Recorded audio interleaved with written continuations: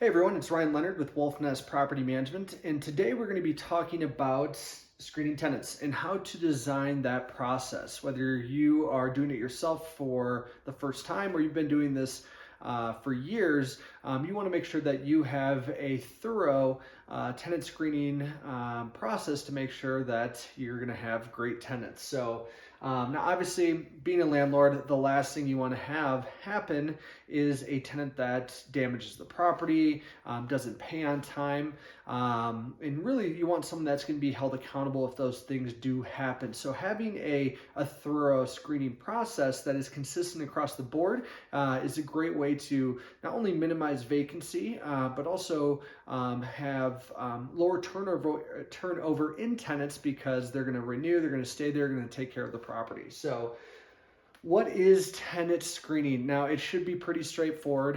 When you have a vacant property and you put the property up online, there's certain checks, whether it's reference, credit, background, that you want to make sure that you're doing prior to engaging in a lease agreement with that tenant. So there's some checks that you want to make sure that you're doing. So we'll take a look at those now.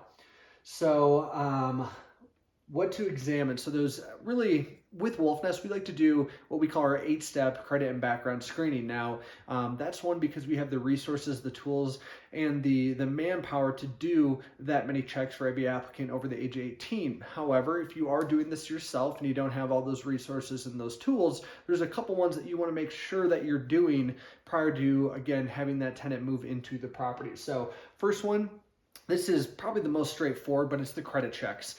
Seeing consistent on-time payments is how you get a great credit score, and it's also kind of a track record of how this tenant is going to pay their rent, whether it's going to be on time or not on time. So again, credit check. Having a number isn't something I would really recommend. Like anything over 750 is all you consider, because there are factors outside of the credit score that could really show that it's going to be a great tenant. And a lot of times, sometimes people just don't have credit. A lot of times if it's an international tenant or someone that doesn't believe in credit cards, they pay cash for everything, they may not have a credit score. But for 95% of tenants, doing a simple credit check is a great way to see if they pay on time.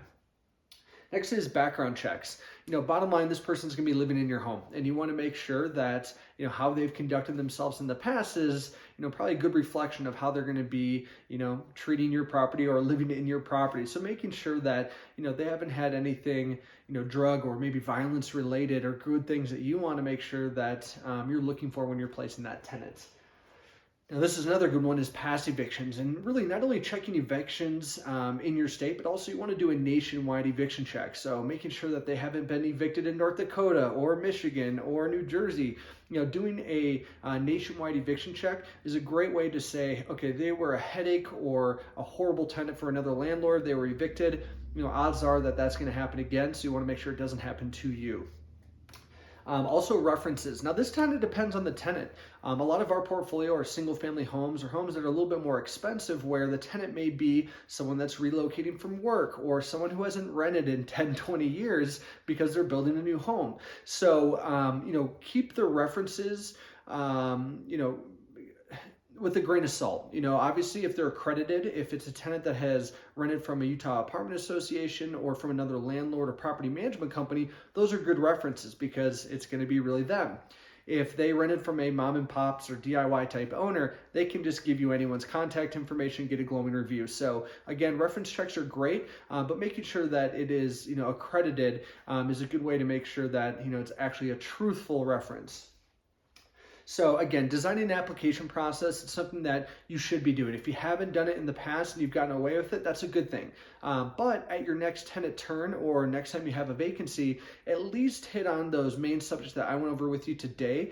And if you have any questions about the process, what you should be doing, or maybe even a headache tenant that you are trying to get out, there's all my contact information. Shoot me a call or an email. Happy to discuss our services and see if they could be a good fit for your portfolio. Thanks.